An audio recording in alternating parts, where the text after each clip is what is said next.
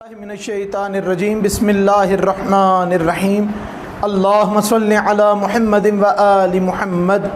मेरे तमाम सुनने और देखने वाले मोमिनीन और मोमिनात को मेरी तरफ़ से और मेरे चैनल नातिक़ कुरान की जानिब से अस्सलामु अलैकुम। हज़रत अबू तालिब अलैहिस्सलाम को परवरदिगार ने 4 फ़र्ज़ंद अता किए। पहले का नाम तालिब, दूसरे का नाम अक़ील, तीसरे का नाम जाफ़िर और चौथे का नाम मेरे आका और मौला अमीरुल मोमिनीन अली इब्न अबी तालिब अलैहिस्सलाम। हज़रत अबू तालिब अलैहिस्सलाम ने अपनी औलाद की बेहतरीन तरबियत की, बेहतरीन तरीके से अपनी औलाद को परवान चढ़ाया। ऐसी तरबियत की कि जब ये बच्चे बड़े हुए तो कोई जाफ़र तैयार बन गया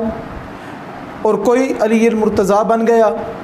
और तालिब का अपना मकाम था, जनाब अकील की अपनी मंजिलत थी, और आगे से इनकी औलाद को भी जितना जितना मौका मिला बेहतरीन तरीके से दीन की खिदमत और दीन पर जान निछावर करने वाली औलाद इनकी औलाद की आगे से पैदा हुई। जनाब सरवर कायनात हज़रत मोहम्मद मुस्तफ़ा सल्लल्लाहु अलैहि वसल्लम जो कि हज़रत अबू तालिब अलैहिस्सलाम के बच्चों के साथ ही पले बड़े, जनाब सरवर कायनात की ही तरबियत सारी की सारी जनाब अबू तालिब अलैहिस्सलाम और जनाब फ़ातिमा बिनते असद सलामुल्लाह अलैहा ने की। जनाब सरवर कायनात जब दीन की तबलीग का सिलसिला शुरू किया, मुख्तलिफ़ इलाक़ों में अपने कासिद और अपने नुमाइंदे भेजे, तो उस मकाम पर हज़रत जनाब सरवर कायनात हज़रत मोहम्मद मुस्तफ़ा सल्लल्लाहु अलैहि वसल्लम ने हज़रत जाफ़िर को अफ़रीका वाले इलाके में, जिसे आजकल अफ़रीका के नाम से याद किया जाता है, उस इलाके में भेजा दीन की तबलीग के लिए। दीन की जो रमक, जो झलक, जो निज़ाम अफ़रीका में नज़र आता था, और अब तो माशाअल्लाह बेइंतहा खूबसूरत तरीके से वहाँ पर मामलात बनते चले जा रहे हैं, वो तमाम बुनियाद जो सबसे पहली ईंट जाके इस्लाम की रखी वो हज़रत जाफ़िर अलैहिस्सलाम ने रखी, हज़रत जाफ़िर इब्न अबी तालिब अलैहिस्सलाम ने रखी। जनाब सरवर कायनात हज़रत मोहम्मद मुस्तफ़ा सल्लल्लाहु अलैहि वसल्लम से पूछा गया कि इनका नाम तो जाफ़िर है, मगर इनको जाफ़र तैयार क्यों कहा जाता है? तो जनाब सरवर कायनात हज़रत मोहम्मद मुस्तफ़ा सल्लल्लाहु अलैहि वसल्लम का इरशाद गिरामी आप फरमाते हैं कि जब मेरे चचाज़ाद जंग मौता में जहाद कर रहे थे तो बिल्कुल हज़रत अब्बास अलमदार अलैहिस्सलाम की तरह इनके बाजू कलम किए गए, और इनको इसी हालत में जब दफन किया गया तो सरकार फरमाते हैं कि जब तावीज़ कब्र बंद किया तो उस फ़ौरन परवरदिगार ने जाफ़िर को 2 पर अता कर दिए, और अब मेरे चचाज़ाद जो जाफ़िर हैं वो मलाइका के साथ हज़रत जिब्राईल के साथ परवाज़ करते हैं। एक मरतबा जनाब सरवर कायनात हज़रत मोहम्मद मुस्तफ़ा सल्लल्लाहु अलैहि वसल्लम मस्जिद नबवी में तशरीफ़ फरमा थे, और आपने किसी को सलाम का जवाब दिया। असहाब तशरीफ़ फरमा थे, उन्होंने पूछा या रसूलल्लाह भी किसी ने सलाम किया नहीं, हमें किसी के सलाम की सदा आई नहीं, आपने किसको जवाब दिया? कहा अभी मेरे चचाज़ाद जाफ़र तैयार जिब्राईल के साथ परवाज़ करते हुए मस्जिद के सहन के करीब से गुज़रे हैं और मुझे सलाम कर रहे थे, मैंने उनको सलाम का जवाब दिया है। इतना मकाम, इतनी मंजिलत है जनाब जाफ़िर की। जनाब अमीरुल मोमिनीन अली इब्न अबी तालिब अलैहिस्सलाम जंग खैबर के मैदान में, जब खैबर का मैदान सज गया और वो लम्हा आ गया कि जब जनाब अमीर अलैहिस्सलाम मरहब का मुकाबला करने के लिए खैबर के दर पे जाते हैं, वो मकाम, वो वक्त ऐसा था कि यहाँ पर खैबर का मार्का सर किया जा रहा था, और वहाँ पर जो तबलीग के लिए हज़रत जाफ़िर गए थे, हज़रत जाफ़िर वहाँ अफ़रीका में 14 साल मुसलसल तबलीग के बाद मदीना वापस आ रहे थे। वहाँ पर खैबर का मार्का था। यहाँ पे हज़रत जाफ़िर मदीना पहुँचे तो पता चला कि जनाब सरवर कायनात लश्कर लेकर खैबर गए हैं, और वहाँ पर वो यहूदियों का मुकाबला करने के लिए गए हैं, खैबर को फ़तह करने के लिए गए हैं। हज़रत जाफ़िर तैयार अलैहिस्सलाम ने वहीं से इरादा कर लिया कि मैं खैबर की तरफ जाऊँगा। वो मकाम था, वो वक्त था कि हज़रत जाफ़िर खैबर में पहुँचे। जनाब अमीर अलैहिस्सलाम के एक हाथ में जुल्फ़िकार थी, ایک ہاتھ میں مرحب کا سر تھا۔ ظاہری طور پہ جناب سرور کائنات اپنے خیمے میں بیٹھ کر جناب امیر المومنین علی بن ابی طالب علیہ السلام کے فتح یاب چہرے کی زیارت کا انتظار کر رہے تھے اور مشتاق تھے کہ کس وقت جناب امیر علیہ السلام خیمے کے اندر تشریف لے کر آتے ہیں۔ ظاہری طور پہ جناب امیر کا انتظار تھا، مگر اپنے علم نبوت کی وجہ سے جانتے تھے کہ جعفر بھی ابھی تشریف لے کر آئیں گے۔ کیا ہوا اس سے پہلے کہ جناب امیر علیہ السلام خیمے میں داخل ہوتے،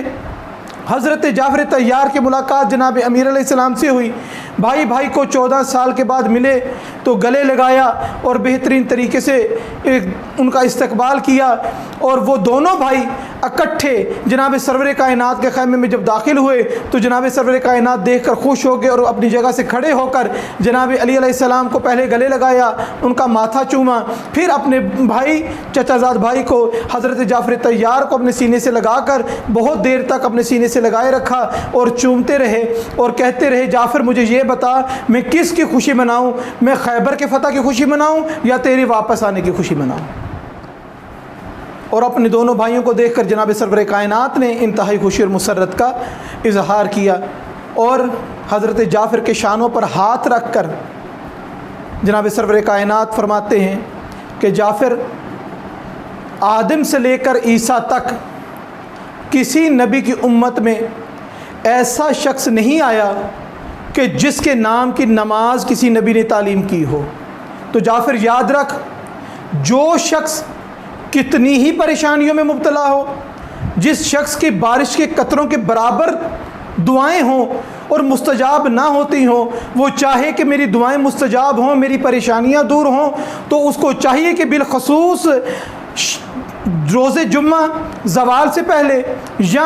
ہر روز بھی پڑھ سکتا ہے، جب بھی کوئی مخصوص دعا کی قبولیت چاہتا ہے تو اس نماز کو پڑھ سکتا ہے۔ اے جعفر، جو بھی مصیبت میں، جو بھی دعاؤں کی قبولیت کے لیے 4 رکعت نماز جعفر طیار پڑھے گا، اگر اس کی بارش کے قطروں کے معنی بھی مصائب ہوں گے، مصیبتیں ہوں گی، دعائیں ہوں گی، پروردگار اس کی دعاؤں کو قبول و منظور فرمائے گا۔ نماز جعفر طیار کا طریقہ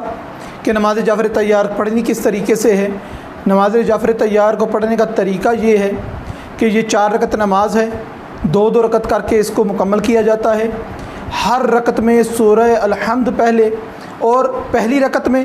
سورہ الحمد کے بعد سورہ زلزال کی تلاوت کرنی ہے،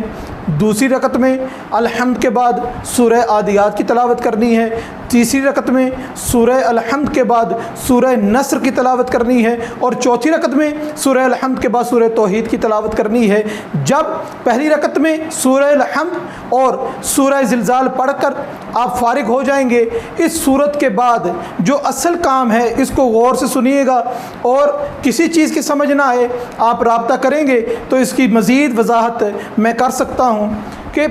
زلزال پڑھ کے جب فارغ ہوئے،